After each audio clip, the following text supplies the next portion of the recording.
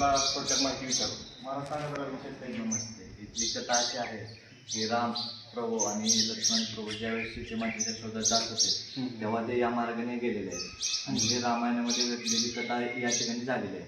जेव्हा जटोपक्षाच्या आणि रावणाचे जे युद्ध झालेले आहे ते युद्धाचे हे ठिकाण आहे. ते रावण सीतेमातेला घेऊन पुष्पक विमानातून या मार्गे जात होता. मग जटोपक्षी त्याचा पाठलाग करत करत इथपर्यंत आला होता. मग त्या दोघांचे युद्ध या ठिकाणी झाले. मग त्या दोघांचे युद्ध झालेले असताना मग ते रावणाने त्या जटोपक्षाचे कपटनीती करून पंख छाटले होते. मग ते जटोपक्षी या ठिकाणी राम राम असं बोलत खाली पडला. मग रावण सीतेमातेला घेऊन या मार्गे पुढे गेला. मग काही काळानंतर रामप्रभू या मार्गे जात होते.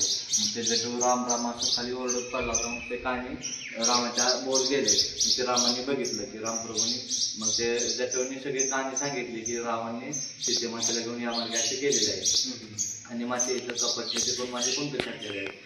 मग त्या जटोपक्षाचं अंत्यविधी त्याची इथं पूर्ण करायची होती. त्या ठिकाणी कुठेही पाणी नव्हतं. त्यावेळेस स्वतः श्री रामप्रभूंनी स्वतःच्या हाताने पाठीमागच्या साईडला बाण मारले रामप्रभूने आणि त्या गुफेतल्या पाण्याने त्या जटोपक्षाचं पाणी पाडलं. त्याची अंतिमविधी या ठिकाणी पूर्ण केली. त्याच्या अंतिमविधीसाठी श्रीरामप्रभूचे 3 दिवस मुक्काम होते. मग ते रोज शिवलिंगाची पूजा करत होते. जिथे कुठेही शिवलिंग नव्हतं म्हणून हे स्वतः शिवलिंग स्थापन केले.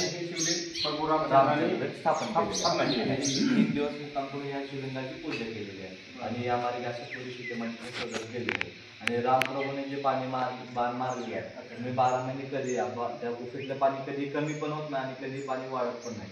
किती उन्हाळा असलं तरी पाणी तेवढं करतं आणि किती पाऊस पडला तर पाणी तेवढं करतं. म्हणजे कधी 12 महिन्यानंतर पाणी तेवढं कमी पण होत नाही आणि वाढत पण नाही. ठीक आहे. म्हणजे आता हे प्रभू रामचंद्रांनी जे शिवलिंग स्थापना केली. त्या गुफेतले पाणी आहे शिवलिंगाला पाणी घालून या शिवलिंगाची स्थापना. आणि परत तिथे जी समाधी दिसते ते नंदीच्या पाठीमागे त्या जटोपक्षाची समाधी रामाने स्थापना केली. त्या स्मरणात हे शिवलिंग स्थापन करून या मार्गाने